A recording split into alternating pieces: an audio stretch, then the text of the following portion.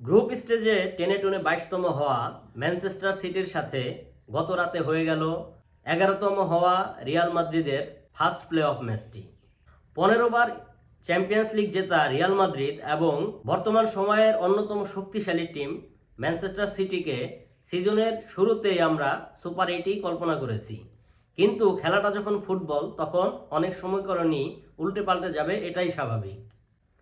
ড্রতে যখন Real Madrid এবং Manchester City মুখোমুখি হয় তখন Real Madrid coach Carlo Ancelotti বলেছিল, Pep is one of the best, every time we face each other it is a nightmare to prepare the matches because he always has idea that makes you think. খেলাটা যখন Real Madrid এবং Manchester সিটির মধ্যে তখন উত্তেজনা দর্শকদের মধ্যে একটু বেশিই থাকে।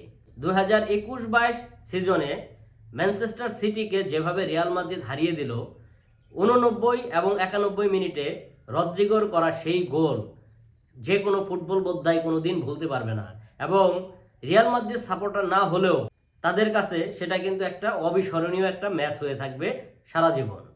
সেই ম্যাচটাতে 88 মিনিট পর্যন্ত রিয়াল মাদ্রিদের জেতার সম্ভাবনা ছিল মাত্র 1%, অন্যদিকে ম্যানচেস্টার সিটির সম্ভাবনা ছিল 99%। প্রায় প্রত্যেক সিজনেই রিয়াল মাদ্রিদ এবং ম্যানচেস্টার সিটি একে অপরের মুখোমুখি হয়েছে, কখনো রিয়াল মাদ্রিদ জিতেছে, কখনো ম্যানচেস্টার সিটি জিতেছে। 2023-24 সিজনে ম্যানচেস্টার সিটির প্লেয়ার রদ্রি ব্যালন ডিওর জিতে, যদিও অনেক সাংবাদিক এবং ফুটবল বোদ্ধাদের মতে এই ব্যালন ডিওরের একমাত্র দাবিদার ছিল ভিনিসিয়াস জুনিয়র।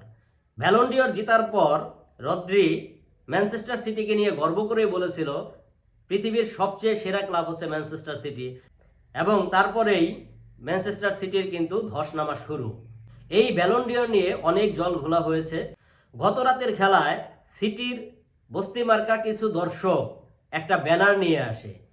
ব্যানারে ভিনিকে উদ্দেশ্য করে লেখা ছিল, stop crying your heart out. এর অর্থ হচ্ছে কান্নাকাটি করে বুক ভাসিও না।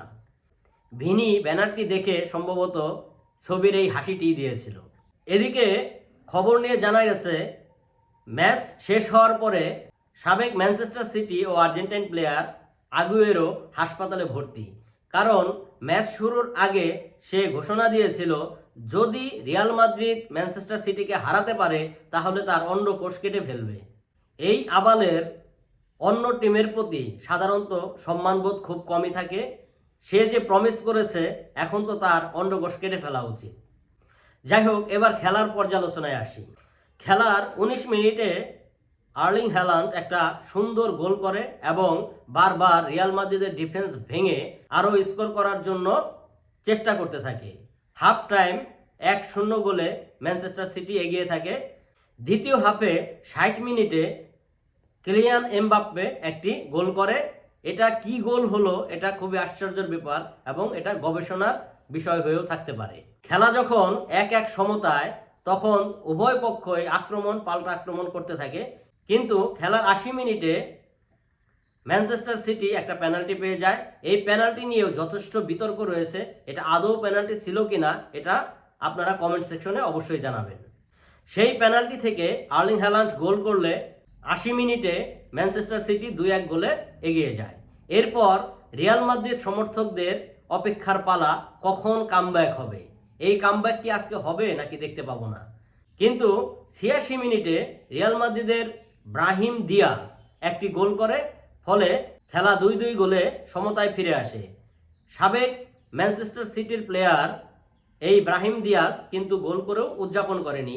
রিয়াল মাদ্রিদের ডিফেন্সের যে অবস্থা, রিয়াল মাদ্রিদ সমর্থকরা সম্ভবত এ পর্যন্তই সন্তুষ্ট ছিল, কিন্তু দলটা যখন রিয়াল মাদ্রিদ তখন অঘটন ঘটার সম্ভাবনা তো থাকবেই।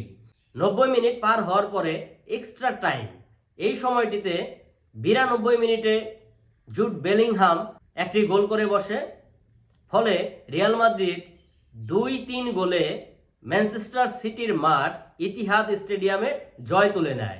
ভিনিসিয়াস জুনিয়র ম্যাচ সেরার পুরস্কার হাতে তুলে নিয়ে ম্যানচেস্টার সিটি ও তার দর্শকদের উপযুক্ত জবাব দিয়ে দেয়।